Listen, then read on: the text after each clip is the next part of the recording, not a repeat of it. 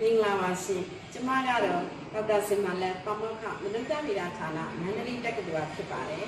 မန္တလေးတက္ကသိုလ်ကဦးစီးပြုလုပ်တဲ့ဘာသာရပ်တစ်ခုချင်းစီရဲ့မိတ်ဆက်ချင်းအစီအစဉ်မှာကျမအနေနဲ့တက္ကသိုလ်ဝင်ကျောင်းသူကျောင်းသားတွေဟာမန္တလေးတက္ကသိုလ်မှာလက်ရှိဖွင့်လှစ်သင်ကြားနေတဲ့သင်တန်းတွေကနေပြီးတော့မှမိမိတို့ရဲ့စိတ်ဝင်စားတဲ့သင်တန်းကိုမှန်ကန်စွာရွေးချယ်တတ်စေဖို့လို့အတွက်ကျမကနေပြီးတော့မှမနုဿဗေဒဘာသာရပ်နဲ့ဆိုင်တဲ့ဘုသူတ္တများကိုမိတ်ဆက်ပေးမယ်အစီအစဉ်လေးပဲဖြစ်ပါတယ်ရှင်။နောက်ဆုံးအနေနဲ့အခုအစီအစဉ်လေးမှာပါဝင်မဲ့အကြောင်းအရာများကိုတင်ပြပါမယ်ရှင်။ပထမဆုံးအနေနဲ့ကျမကတော့မနုဿဗေဒဆိုတာဘောဟာရရဲ့အဓိပ္ပာယ်ဖွင့်ဆိုခြင်း What is Anthropology ဆိုတာလေးနဲ့စတင်မိတ်ဆက်မှာဖြစ်ပါတယ်။ဒီနောက်မှာတော့မနုဿဗေဒဘာသာရပ်ရဲ့ပိုင်းပွဲကြီးတစ်ခုဖြစ်တဲ့ရုပ်ပိုင်းမနုဿဗေဒ Physical Anthropology နဲ့ယဉ်ကျေးမှုမနုဿဗေဒ Cultural Anthropology ရဲ့အကြောင်းကိုအကြီးချုပ်ပြီးတင်ပြပါမယ်ရှင်။ဒီနောက်မှာတော့မနုဿဗေဒဘာသာရပ်ရဲ့အဓိကကျတဲ့သုတေသနပြုလုပ်နည်းစနစ်တစ်ခုဖြစ်တဲ့ Ethnographic Research Method ရဲ့အကြောင်းကိုရှင်းပြမှာဖြစ်ပါတယ်။ဒီနောက်မှာတော့မနုဿဗေဒဘာသာရပ်ကိုသင်ယူနေကြတဲ့ကျောင်းသူကျောင်းသားတွေဟာဒီဘာသာရပ်ကသင်ကြားပေးလိုက်တဲ့အတွေးအခေါ်အယူဆတွေနဲ့သူတို့ရဲ့လူမှုပတ်ဝန်းကျင်မှာတွေ့ရှိနေရတဲ့အခက်အခဲပြဿနာရပ်တွေကိုဘယ်လိုမျိုးဖြေရှင်းလဲဆိုတဲ့ဟာနဲ့ပတ်သက်ပြီးတော့မှ Apply Anthropology ရဲ့အကြောင်းကိုနည်းနည်းရှင်းပြမှာဖြစ်ပါတယ်။နောက်ထပ်အစီအစဉ်တစ်ခုအနေနဲ့ကတော့ဒီဘာသာရပ်ကိုစိတ်ဝင်စားလို့လာရောက်ပြီးတော့မှပညာသင်ကြမဲ့ကျောင်းသူကျောင်းသားတွေကိုကျမတို့မနုဿဗေဒဌာနဆရာဆရာမတွေအနေနဲ့ဘယ်လိုမျိုးသင်ကြားနည်းစနစ်တွေနဲ့သင်ကြားမှာလဲဒါနဲ့ပတ်သက်ပြီးတော့မှကျမ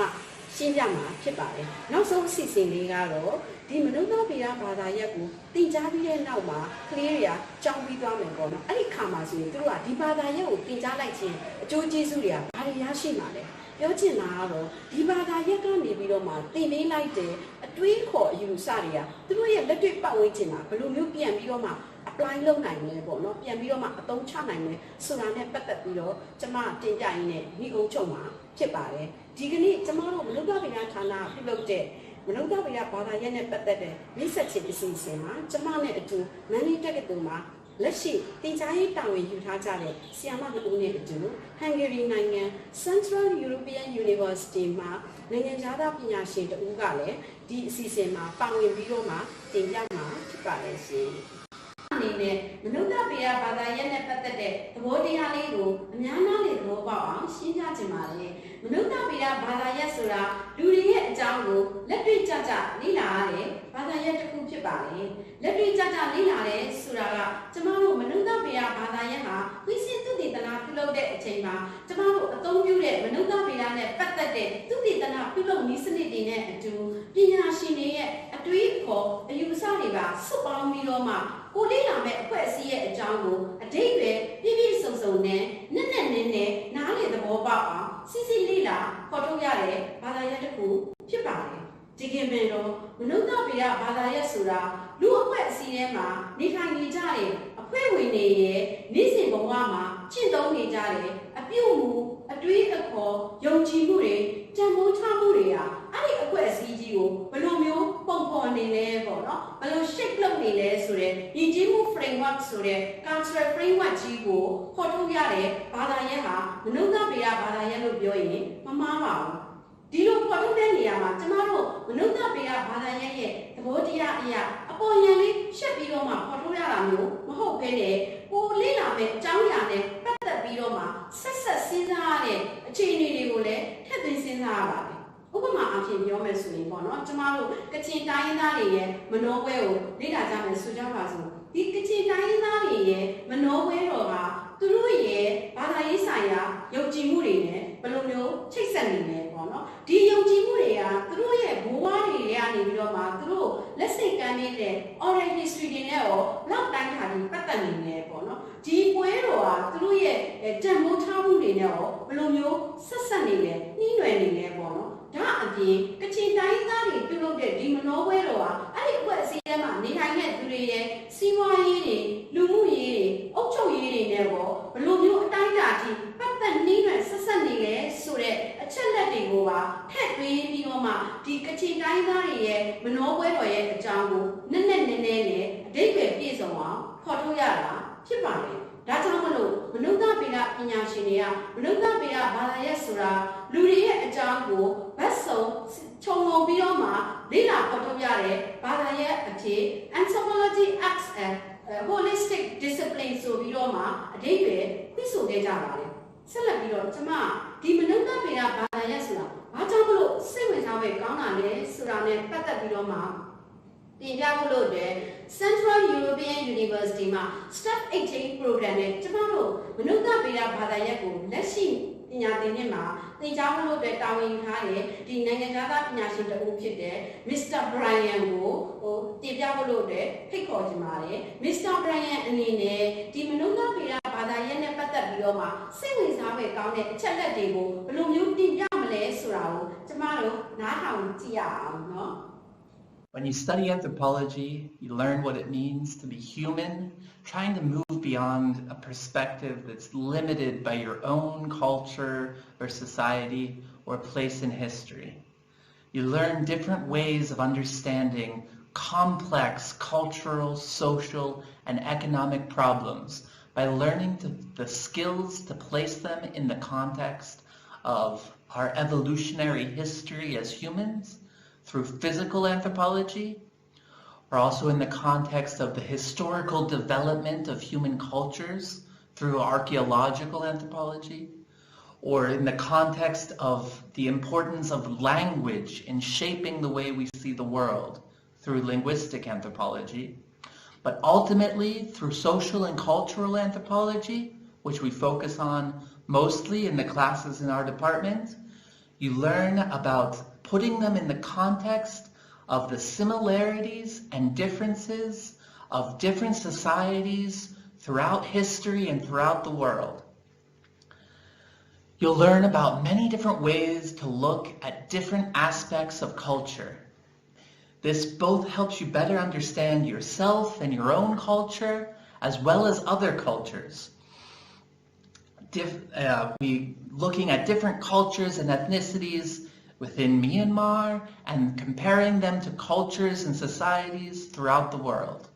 You'll learn to question and analyze your own cultural viewpoints, compare them to how other cultures view things, and develop the skills to understand complex human systems like kinship, culture, religion, politics, and economics. Ultimately, using those skills to help find ways to solve problems facing societies today. These different perspectives and different skills will give you an advantage, a way of thinking about society, about social and cultural problems that will assist you in any kind of field that you would end up going into.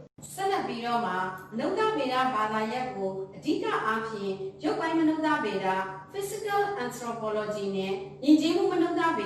cultural anthropology, a change of Bioma, India Chimane. You buy Manuda Bira, Suragaro, Tigua Woma, Luri Sabi Bobala, Tiasa Bioma, Tigani, Chin Changoma, Memayanane, Tarawari, Balusi Yale, Tutelale, Sure Osabo, Tiluri Twitchangere, Yotwiniani Bioma, Luri Sige Tale, Tutelao, Lila Potote, Palaye, Chipale. Celebiroma, the Yoga Manuda Bira, Pinashiniha, primatology, locore, primico lilare, Palaye, the body ariani bioma, Lusore, no tag the rawa, mammals carbono, a child no tag the rawarine, Balutin Lacanayadima, Tuninile, Balutin Lacanayadima, Quevianile, Surade Patabiomale, Lina Tavare. Diga Avino, Yoga Manuda Bira, Pinashinia, Lune Bowing,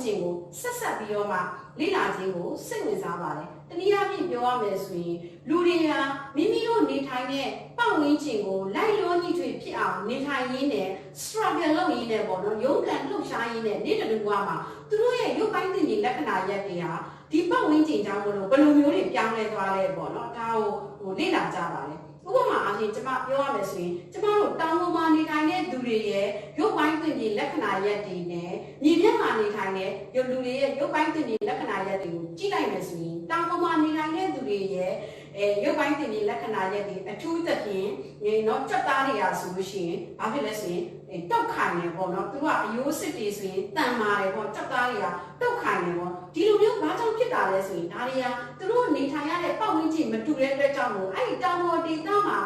သူတို့နေထိုင်တဲ့ပတ်ဝန်းကျင်ကိုလိုက်ရောညီထွေဖြစ်အောင် struggle လုပ်ရင်းနဲ့သူတို့ရဲ့ရုပ်ပိုင်းတွေကအပြည့်အပြည့်နဲ့အမြင်နဲ့လူတွေနဲ့ဘာဖြစ်သွားဆိုရင်ကွဲပြားသွားတယ်ဆိုတဲ့အကြောင်းကိုလေ့လာဖော်ထုတ်ကြပါတယ်ဒါကရုပ်ပိုင်းမနုဿဗေဒဘာသာရေးနဲ့ပတ်သက်တဲ့သဘောတရားတွေပေါ့နော်ဆက်လက်ပြီးတော့မှအဲ့ဒီလိုမျိုးပတ်ဝန်းကျင်ကနေပြီးတော့မှလူတွေရဲ့ယဉ်ကျေးမှုဖြစ်တဲ့ခုနပြောတဲ့နေထိုင်သွားလာလှုပ်ရှားပုံတွေပေါ့နော်အပြုအမူတွေကိုဘယ်လိုပုံစံမျိုးတွေနဲ့ shape လုပ်လဲဘယ်လိုပုံစံမျိုးတွေနဲ့ပြောင်းလဲစေလဲဆိုတာနဲ့ပတ်သက်ပြီးတော့မှယဉ်ကျေးမှုမနုဿဗေဒရဲ့အကြောင်းကိုတင်ပြဖို့လို့တဲ့ကျွန်မကဆီယာမဒေါက်တာဝင်းစိုးကိုဖိတ်ခေါ်ခြင်းပါတယ်ရှင်ဆီယာမဒေါက်တာဝင်းစိုးအနေနဲ့ယဉ်ကျေးမှုမနုဿဗေဒဘာသာရေးနဲ့ပတ်သက်တဲ့အကြောင်းကိုသူ့လိုမျိုးတင်ပြမယ်ဆိုတာကိုကျွန်မတို့ကြည့်ကြရအောင်နော်မင်္ဂလာပါရှင်ကျမကတော့မန္တလေးတက္ကသိုလ်မနုဿဗေဒဌာနမှတွဲဖက်ပါမောက္ခဒေါက်တာဝင်းစိုးဖြစ်ပါတယ်ဆရာမကတော့မနုဿဗေဒဘာသာရပ်ရဲ့ဘာသာရပ်ခွဲတစ်ခုဖြစ်တဲ့ Cultural Anthropology ဘာသာရပ်ကိုဆွေးနွေးမှာဖြစ်ပါတယ်ပထမဆုံးအနေနဲ့ Cultural Anthropology ရဲ့အဓိပ္ပာယ်ကိုဆွေးနွေးချင်ပါတယ် Cultural Anthropology ကိုမြန်မာဘာသာစကားနဲ့တော့ယဉ်ကျေးမှုမနုဿဗေဒဘာသာလို့ခေါ်ဆိုပါတယ်ဒီဘာသာရပ်ကိုတချို့နိုင်ငံရဲ့တက္ကသိုလ်တွေမှာတော့ Socio-Cultural Anthropology လို့လည်းခေါ်ပါတယ်ဒီဘာသာရပ်ဟာလူတွေရဲ့ယဉ်ကျေးမှုနဲ့ပတ်သက်တဲ့အကြောင်းအရာတွေကိုရှုထောင့်ပေါင်းစုံမှလက်တွေ့ကျကျအသေးစိတ်လေ့လာတာဖြစ်ပါတယ်ဒီဘာသာရပ်ကိုသင်ကြားရခြင်းရဲ့ရည်ရွယ်ချက်ကတော့ယဉ်ကျေးမှုမနုဿဗေဒဘာသာရပ်ကဖွင့်ဆိုတဲ့ယူဆချက်တွေကဘယ်လိုဟာမျိုးတွေလဲဆိုတာကိုနားလည်သဘောပေါက်ရန်ကတော့ပထမဆုံးအချက်ဖြစ်ပါတယ်ဒုတိယအချက်ကတော့ယဉ်ကျေးမှုနဲ့လူ့အဖွဲ့အစည်းကြားမှာရှိတဲ့ဆက်နွယ်မှုတွေကိုနားလည်သဘောပေါက်ရန်ဖြစ်ပါတယ်တတိယအချက်ကတော့လူ့အဖွဲ့အစည်းမှာရှိတဲ့ယဉ်ကျေးမှုတွေဟာဘယ်လိုကွဲပြားနေသလဲဘာကြောင့်ကွဲပြားနေသလဲဆိုတာကိုသိရှိနိုင်ဖို့ပဲဖြစ်ပါတယ်နောက်ဆုံးအချက်ဖြစ်တဲ့စတုတ္ထအချက်ကတော့ယဉ်ကျေးမှုနဲ့ပတ်သက်ပြီးသူတေသနတွေကိုလှုပ်ဆောင်တဲ့အခါမှာသူတေသနဒီဇိုင်းဆွဲတတ်ရန်နဲ့ကျွမ်းကျင်စွာဆောင်ရွက်နိုင်ရန်တို့ကိုရည်ရွယ်ပါတယ်ယဉ်ကျေးမှုကိုလူအဖွဲ့အစည်းမှသာတွေ့ရပါတယ်ဒီလိုလူအဖွဲ့အစည်းတွေကိုယဉ်ကျေးမှုမနုဿဗေဒဘာသာရပ်ကလေ့လာပါတယ်အဖွဲ့အစည်းဆိုတဲ့စကားလုံးကိုလူအဖွဲ့အစည်းမှသာမကတိရစ္ဆာန်အဖွဲ့အစည်းမှလည်းတွေ့ရပါတယ်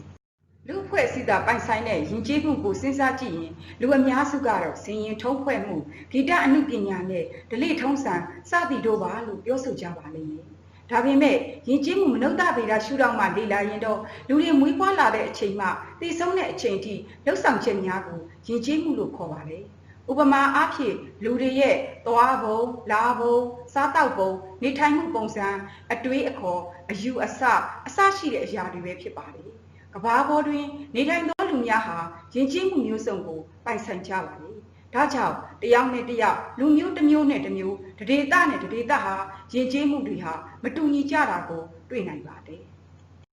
ဒီစလိုက်မှာပြသထားတဲ့ပုံတွေကတော့ယဉ်ကျေးမှုနဲ့ပတ်သက်တဲ့အပြုအမူပုံလေးတွေပဲဖြစ်ပါတယ်ဒီပုံလေးတွေကိုကျောင်းသူကျောင်းသားတို့လည်းမြင်ဘူးကြပါလိမ့်မယ်လှုပ်ဆက်မှုပုံတွေတော့တနိုင်ငံနဲ့တနိုင်ငံမတူညီကြပါဘူးဒီပုံလေးတွေကိုကြည့်ချင်းအဖြစ်သူတို့ရဲ့အဖွဲ့အစည်းအလိုက်ပြုမှုတဲ့ယဉ်ကျေးမှုပုံစံလေးတွေကိုတွေ့ရှိရပါတယ်မြန်မာနိုင်ငံမှာတိုင်းရင်းသားတွေရဲ့ယဉ်ကျေးမှုကိုလေ့လာတဲ့အခါမှာယဉ်ကျေးမှုမနုဿဗေဒဘာသာရပ်ကိုအခြေခံပြီးလေ့လာကြပါလေ။ဆီယာမတို့မနုဿဗေဒဌာနမှာလည်းတိုင်းရင်းသားတွေရဲ့သုတေသနကိုလေ့လာနေပါတယ်။ဆက်လက်ပြီးယဉ်ကျေးမှုနဲ့ပတ်သက်တဲ့လက္ခဏာရပ်တွေကိုဆွေးနွေးသွားမှာဖြစ်ပါတယ်။လူအဖွဲ့အစည်းမှာရှိနေတဲ့ယဉ်ကျေးမှုတွေဟာမိဘဘိုးဘွားစီမှအမွေဆက်ခံလာတာအလိုလျောက်ဖြစ်ပေါ်လာတာမဟုတ်ပါဘူး။လမ်းဆိုတဲ့တင်ကြားခြင်းရှိမှသာရရှိလာတာဖြစ်ပါတယ်။နောက်တစ်ချက်ကတော့ယဉ်ကျေးမှုဆိုတာတယောက်တည်းရှိ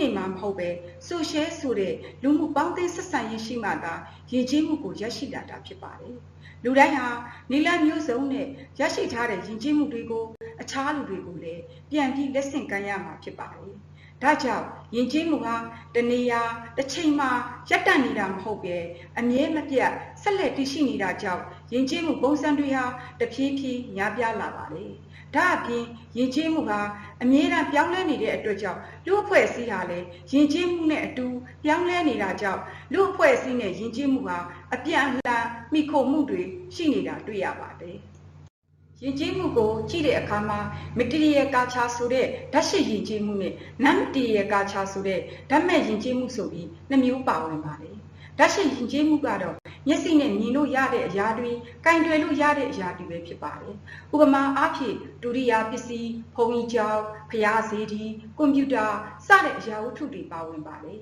။ဓာတ်မဲ့ယဉ်ကျေးမှုကတော့မမြင်နိုင်မကင်တွယ်နိုင်တဲ့အရာတွေပဲဖြစ်ပါတယ်။ဥပမာအားဖြင့်နည်းပညာအတွေးအခေါ်အယူအဆအနုပညာဖန်တီးမှုတွေပဲဖြစ်ပါတယ်။ Cultural Anthropology ဘာသာရပ်ကိုပထမနှစ်မှာတော့ Introduction to Cultural Anthropology ဆိုတဲ့အခြေခံကျတဲ့အကြောင်းအရာများကိုသင်ကြားပြီးကျန်ရှိတဲ့ဒုတိယနှစ်တတိယနှစ်အစရှိတဲ့ဘွဲ့ကြိုတန်းများနဲ့ဘွဲ့လွန်တန်းများမှာတော့ Cultural Anthropology ဘာသာရပ်ခွဲတွေဖြစ်တဲ့ယဉ်ကျေးမှုနဲ့ကိုယ်ရည်ကိုယ်သွေး Culture and Personality ဘာသာရေးယုံကြည်မှု Religious Belief စီးပွားရေးမနုဿဗေဒ Economic Anthropology လူမှုရေးဖွဲ့စည်းပုံ Social Organization နိုင်ငံရေးမနုဿဗေဒPolitical Anthropology လူမှုရေးပညာ Sociology စတဲ့ဘာသာရပ်ခွဲတွေကိုသင်ကြားပါလေ။အခြားဘာသာရပ်မှကျောင်းသူကျောင်းသားများကတော့ဒီဘာသာရပ်ကို elective course အဖြစ်ရွေးချယ်သင်ယူနိုင်ပါလေ။မနုဿဗေဒဌာနမှလည်းယဉ်ကျေးမှုမနုဿဗေဒဘာသာနဲ့ပတ်သက်ပြီးသုတေသနများကိုလှုပ်ဆောင်နေပါတယ်။လေ့လာနေတဲ့သုတေသနများကတော့အမရပူရမြို့နယ်တောင်တမန်ကြီးရွာက Community Engagement ဆိုတဲ့ဒေသခံအဖွဲ့အစည်းများနဲ့ပူးပေါင်းလှုပ်ဆောင်တဲ့သုတေသနမန္တလေးမြို့မဟာမြတ်မုနိဘုရားကြီးတွင်လှူဒါန်းသောလှူဒါန်းပွဲပစ္စည်းများနှင့်ပတ်သက်၍ဆက်နွယ်မှုများကိုလေ့လာနေတဲ့သုတေသနအမရပူရမြို့နယ်ရှိလုံးတရာကျရကန်းလုပ်ငန်းကိုလေ့လာနေတဲ့သုတေသန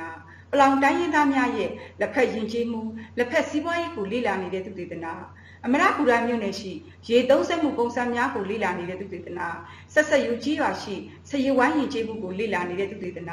မဟာအောင်မြေမြို့နယ်ရှိအစာနဲ့ယုံကြည်မှုနဲ့ပတ်သက်တဲ့ဆက်နွယ်မှုများကိုလေ့လာနေတဲ့သုတေသနစတဲ့သုတေသနများကိုလှုပ်ဆောင်နေပါတယ်။သုတေသနများထဲမှာအချို့သုတေသနများကတော့နိုင်ငံတကာအဖွဲ့အစည်းများနဲ့ပူးပေါင်းလုပ်ကိုင်နေတာဖြစ်ပါတယ်။ဒီသုတေသနများကိုလှုပ်ဆောင်တဲ့အခါမှာကျောင်းသူကျောင်းသားများဆရာဆရာမများဒေသခံအဖွဲ့အစည်းများနဲ့ပူးပေါင်းလုပ်ကိုင်နေတာဖြစ်ပါတယ်။ဒီလိုပါဝင်လိုက်တဲ့အတွက်သုတေသနနယ်ပယ်မှာပို့ပြီးကျွမ်းကျင်သွားမှာဖြစ်ပါတယ်။အထက်ပါအချက်များကြောင့် Cultural Anthropology ဆိုတဲ့ယဉ်ကျေးမှုမနုဿဗေဒဘာသာရပ်ဟာလူအဖွဲ့အစည်းမှာလေ့လာသင့်တဲ့ဘာသာရပ်တစ်ခုဖြစ်ပါတယ်လို့တင်ပြလိုက်ပါတယ်။ဆက်လက်ပြီးသုတေသနနည်းလမ်းနဲ့ပတ်သက်တဲ့အကြောင်းအရာတွေကိုဟန်ဂေရီနိုင်ငံ Central European University မှဆရာဗရိုင်ယန်ကဆက်လက်ဆွေးနွေးသွားမှာဖြစ်ပါတယ်။ In the last section, you heard from Professor Win-Win So about the kinds of topics you'll be studying in the classroom in cultural anthropology.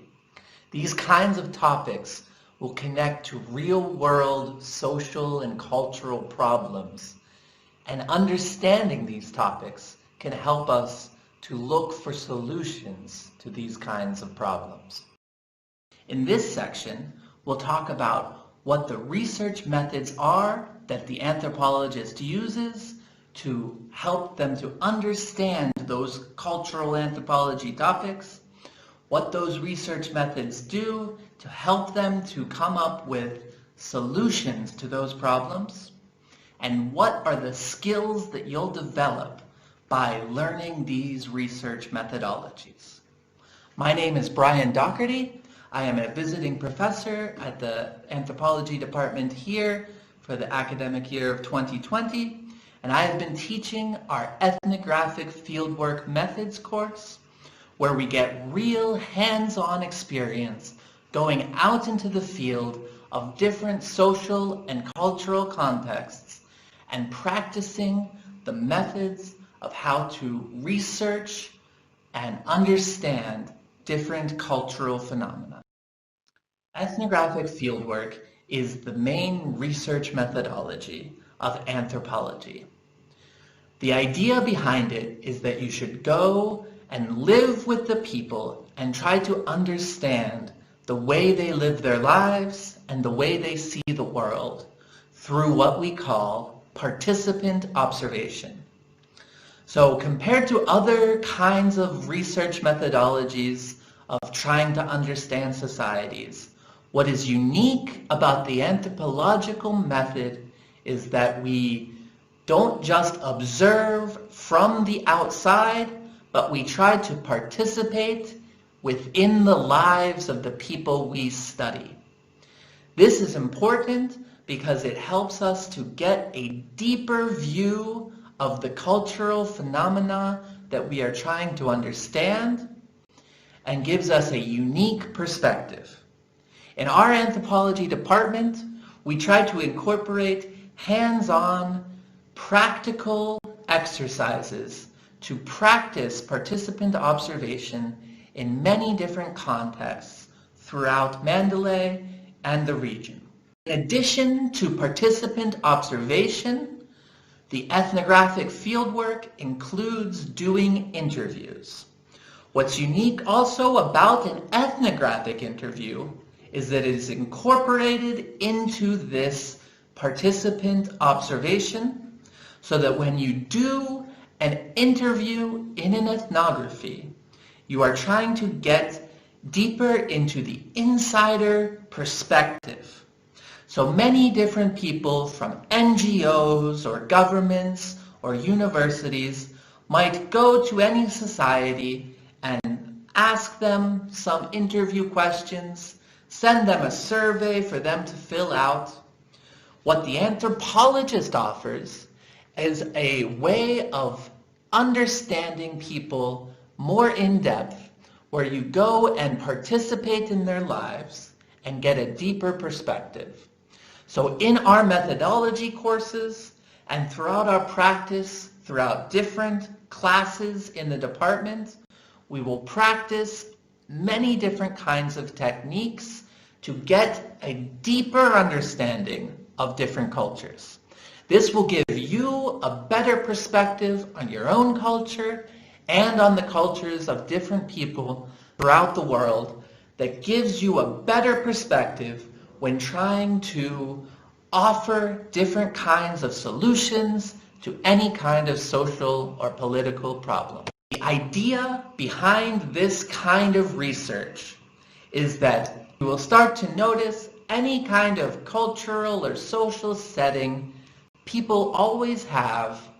something called a backstage and a front stage. So this is something like if you're doing a play, or as we see here by the picture, something like a puppet show. There is the front stage, which is the show people put on for the outsiders to see. So that is what everyone wants you to see. So if a government or NGO comes and asks a question, someone will respond with the answer they want to show the outside world. The anthropologist's unique skill is trying to get to that backstage region to understand what the insider perspective of the culture is. We'll learn different skills both with our participant observation and learning different kinds of questions that we can ask to try to move to this backstage perspective, this insider perspective. What's important about that is that getting that insider perspective means that we have a better understanding of the problems and can offer more unique, more in-depth solutions to try to solve those problems. So in our department, we try to incorporate many different practical, hands-on experiences to try to give you these skills of participant observation and ethnographic interviewing skills. These skills will help you to be able to see the world in a different way, to be able to critically think about your own role in the world, your own perspective, and be able to understand other kinds of people's perspectives. So in order to do this, we take whole classes out on class field trips where the professor will guide you through how to see different cultural phenomenon in any given scenario, can guide you into how to break into learning about different people, how to conduct ethnographic interviews. When you become comfortable with that, we begin to have some group projects where we give you the option of picking any field site on campus or in the Mandalay region, where you will go every week and practice for yourself how to participant observe and how to conduct ethnographic interviews. You can move from group projects to individual projects, giving you the skills to be able to say you are able to design a research project, present your findings, and be able to connect ideas that you learn in anthropology to understanding different problems and being able to offer solutions to them. We also have an annual department-wide field trip. An example of one of these class field trips, in my course this year, I took our class to Ubain Bridge. We went and walked around, talked to different people, from fortune tellers and beggars to tourists, from Western tourists and Chinese tourists, vendors selling ice cream, vendors selling trinkets to the tourists. After this guided class field trip, our class split into two different groups and organized their own research projects, one doing a study on a pagoda and one doing a study on a tea shop in town. Through this, they were able to go, and every week they went and participated and observed and took notes and collected data and learned how to do interviews with many different kinds of people,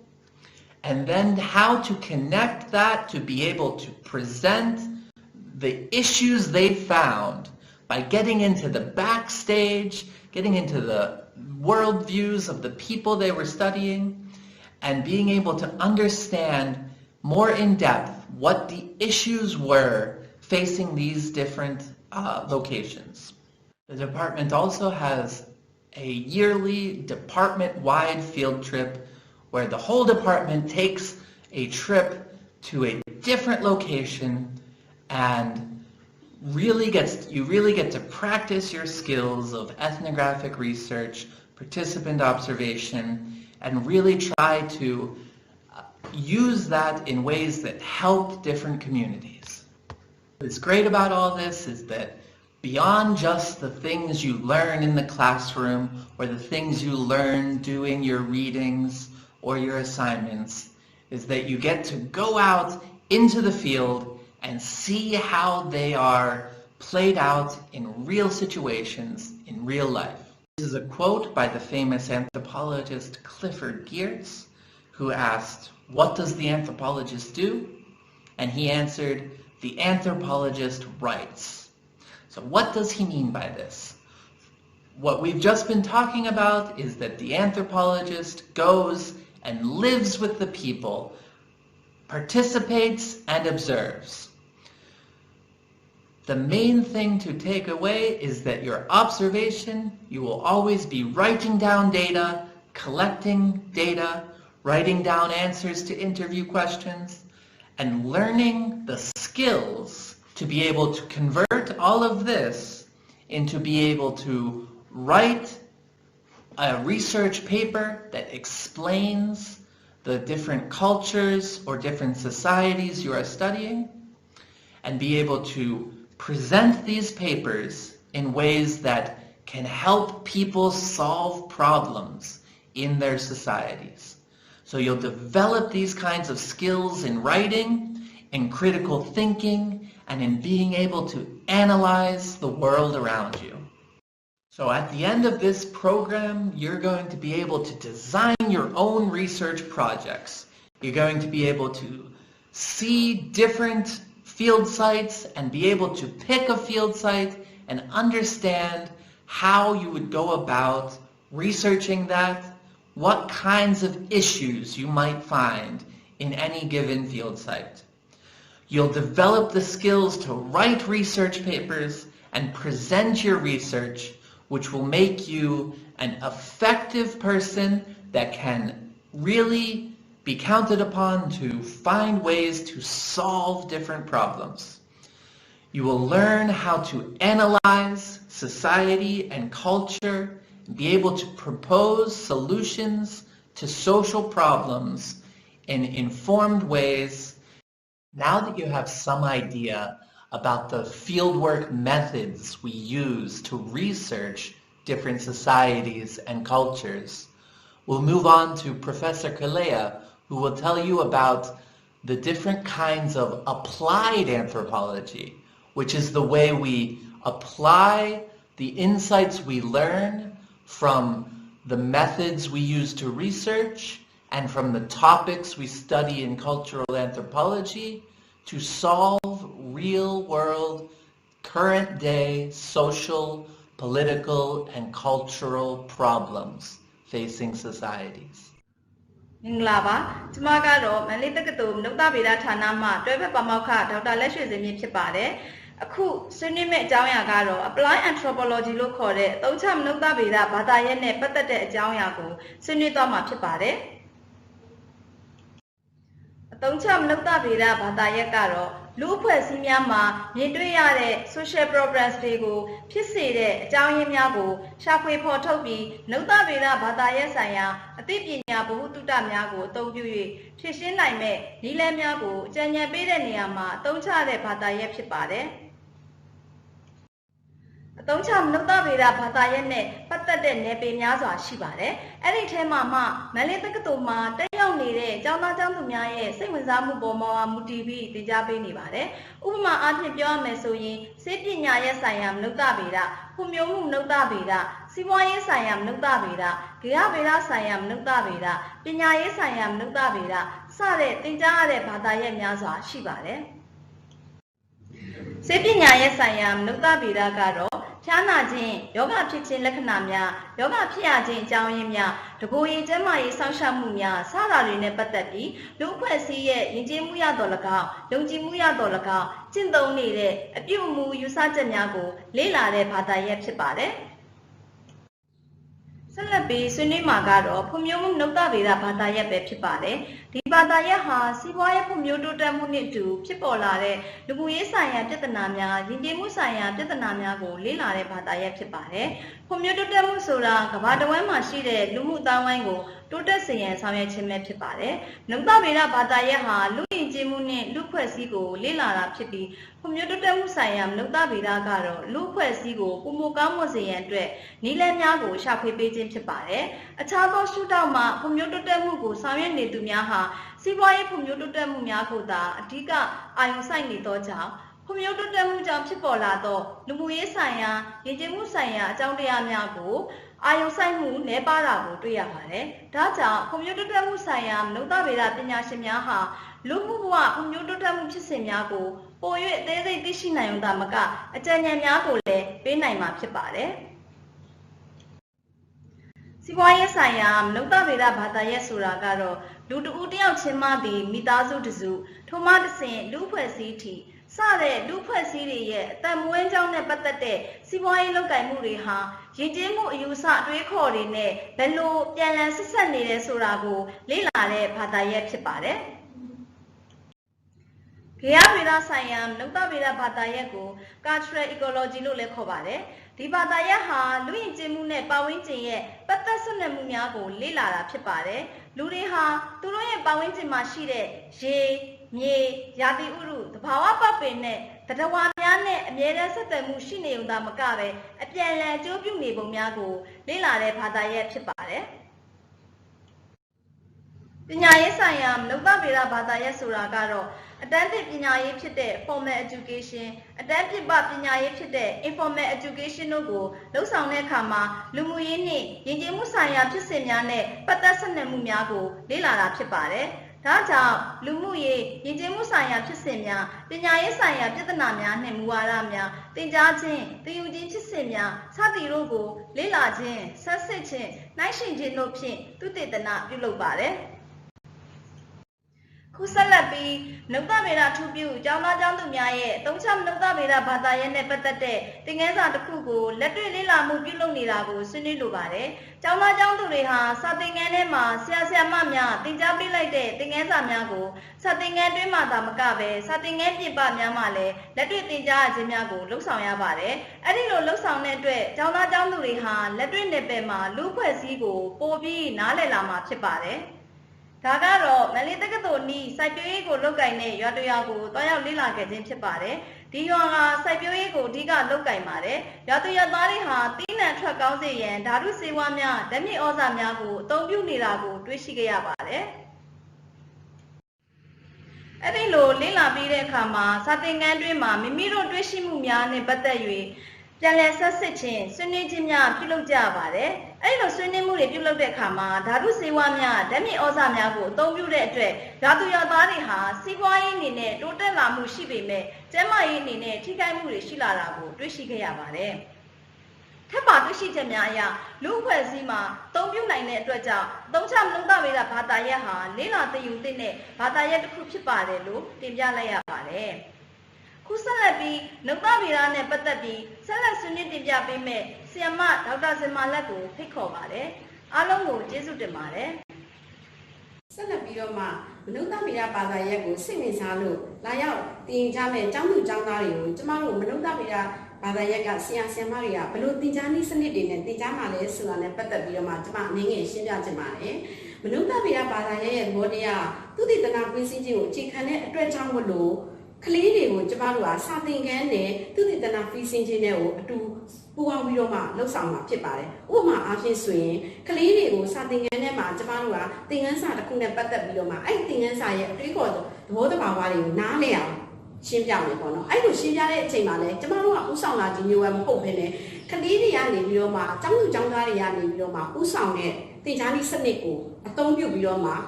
ှပြောချင်တာ interactive learning ပေါ့နော်ဒီသင်ကြားနည်းစနစ်တွေနဲ့ကျမတို့သင်ကြားပေးမှာဖြစ်ပါတယ်။အဲ့ဒီနောက်မှာကျမတို့ကဒီကလေးတွေရဲ့နားလည်မှုစွမ်းရည်ကို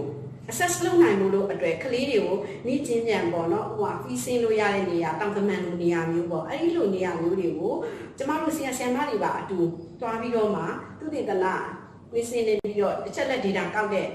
လုပ်ကိုပြုလုပ်မှာဖြစ်ပါတယ်ဒီလိုမျိုးပြုလုပ်တဲ့အခါမှာကလေးတွေကဒီ data တွေကိုရရှိလာတာနဲ့တပြိုင်နက်စာသင်ခန်းထဲမှာမိမိတို့ရရှိလာတဲ့ data တွေကိုဘယ်လို present လုပ်မှာလဲပေါ့နော် presentation တွေအုပ်စုတစုနဲ့ presentation တွေလုပ်ကြမယ် comment တွေပေးကြမယ်တယောက်နဲ့တယောက်နဲ့အတွေးခေါ်မတူညီတာတွေကိုအပြို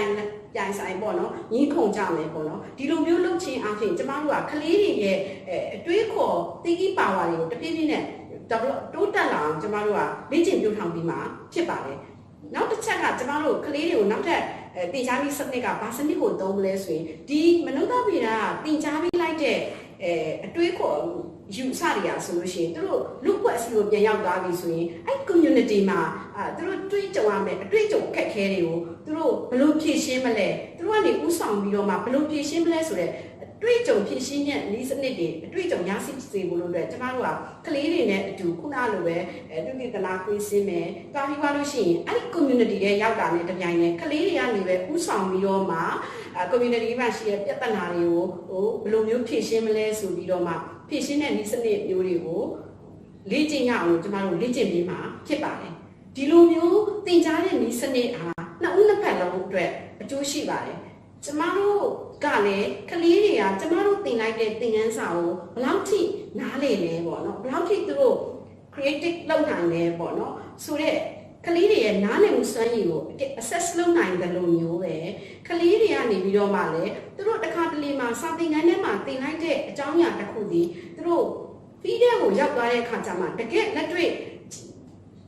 ့ဆက်ဆက်လိုက်ကြည့်တဲ့အခါကျတော့မှဒီအကြောင်းအရာတွေကိုပို့ပြီးနားလည်သွားတယ်ဆိုတာကိုလည်းကျမတို့သူတို့စီကနေ feedback တွေကနေပြီးတော့မှပြန်သိရှိရတဲ့အတွက်ကြောင့်မို့ဒီသင်ကြားနည်းစနစ်ကကလေးတွေရောကျမတို့ရောနှစ်ခုနှစ်ဖက်လုံးအကျိုးရှိတဲ့သင်ကြားနည်းစနစ်ဖြစ်ပါတယ်ဒီလိုနည်းစနစ်မျိုးတွေနဲ့ကျမတို့ရဲ့ကလေးတွေကိုကျမတို့တွေးခေါ်ရေးပြုစုပြောထောင်ပြီးမှဖြစ်ပါတယ်ဆက်လက်ပြီးတော့မှကျမဘာလေးနဲ့နှိကုံးချုပ်ချင်တာလဲဆိုတော့ဒီဘာသာရပ်ကိုသင်ကြားလိုက်ခြင်းအပြင်မနုဿဗေဒဘာသာရပ်ကိုကလေးတွေကသင်လိုက်ခြင်းအပြင်ကျောင်းပြီးသွားတဲ့အခါမှာသူတို့ကဘလို့အကျိုးကျေးဇူးတွေရနိုင်လဲပေါ့နော်ဒါနဲ့ပတ်သက်ပြီးတော့မှ ကျမနည်းနည်းရှင်းပြချင်ပါတယ်မနုဿဗေဒဘာသာရပ်ကနေပြီးတော့မှကလေးတွေကိုသင်ကြားပေးလိုက်တဲ့ဒီစနစ်တရားဆိုရင်ကလေးတွေကသူတို့ပတ်ဝန်းကျင်မှာရှိတဲ့အရာရာတိုင်းကိုစစ်လေ့လာပြီးတော့မှတွေးခေါ်ပြီးတော့မှတွေးတဲ့အတွေးခေါ်တွေပေါ့နော်ဒီလိုနည်းတွေမျိုးကျမတို့ကတခါတည်းပြောထောင်ပြလိုက်တဲ့အတွက်ကြောင့်ဒီအလေးချိန်ကောင်းတွေသူတို့မှရရှိသွားမှာဖြစ်ပါတယ် analytical thinking ပေါ့နော်ဒီလိုတွေးခေါ်တွေကိုသူတို့ရရှိသွားမှာဖြစ်ပါတယ်နောက်ထပ်တစ်ချက်ကကြတော့ကိုယ့်ရဲ့ community ကိုပြန်ရောက်သွားပြီဆိုလို့ရှိရင်ပြဿနာတွေဖြစ်ပေါ်လာမယ်အဲ့ဖြစ်ပေါ်လာတဲ့ပြဿနာရက်တွေကိုဖြေရှင်းတဲ့အခါမှာဆိုရင်ကလေးတွေကသူကစာသင်ခန်းထဲမှာလည်းသူတို့ကျမတို့ကလေ့ကျင့်ပေးလိုက်တဲ့အတွက်ကြောင့်မို့လို့ free area ကိုတွားပြီးတော့မှအဲ့လိုမျိုးကိုယ်တိုင်ကဥဆောင်ပြီးတော့မှဖြည့်ရှင်းခဲ့တဲ့အတွေ့အကြုံတွေကြောင့်မို့လို့ကိုယ့် community တွေကိုရောက်ပြီဆိုရင်ဒီအလေးကျင့်ညာသူတို့အတွက်အများကြီးပြဿနာဖြည့်ရှင်းတဲ့အခါမှာအထောက်ပံ့ပေးနိုင်ပါတယ်နောက်ဆုံးတစ်ချက်ကတော့ကျမတို့ဘာသာရပ်ကနေပြီးတော့မှသူတို့ကိုဒီဘာသာရပ်ရဲ့အတွေးခေါ်တွေအယူအဆတွေနဲ့ပတ်သက်ပြီးတော့သင်ကြားပေးလိုက်တဲ့အရာတွေအားလုံးဒီနိုင်ငံတော်ရဲ့ဖွံ့ဖြိုးတိုးတက်မှုကိုတွားတဲ့လမ်းကြောင်းမှာတောင်းတနေရနေပြီးတော့မှကူညီပေးနိုင်တယ် support ပေးနိုင်တယ်လို့ကျွန်မမျှော်လင့်ပါတယ်ကျေးဇူးတင်ပါတယ်အခုဒီအစီအစဉ်လေးကိုကြည့်နေကြတဲ့သူတွေအားလုံး